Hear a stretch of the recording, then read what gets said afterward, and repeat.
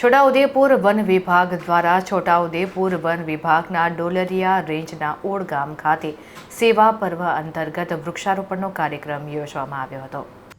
વૃક્ષારોપણ કાર્યક્રમમાં છોટાઉદેપુર સાંસદ જશુભાઈ રાઠવા, રસિક રાઠવા, દિનેશ રાઠવા, કાળુ નાયકા, ઓડ ગામના સરપંચ તેમજ નાયબ વન સંરક્ષક છોટાઉદેપુર આર.વી. સોલંકી, મદદનીશ વન સંરક્ષક છોટાઉદેપુર ફતેહસિંહ મીણા, આરએફઓ, વનપાલ, વન રક્ષક રોશ મદાર તેમજ ગ્રામજનો મોટી સંખ્યામાં જોડાયા હતા। એક પેડ માં કે નામ અને સેવા પર્વ વૃક્ષારોપણ અંતર્ગત 5000 જેટલા વૃક્ષોનું વાવેતર કરવામાં આવ્યું હતું।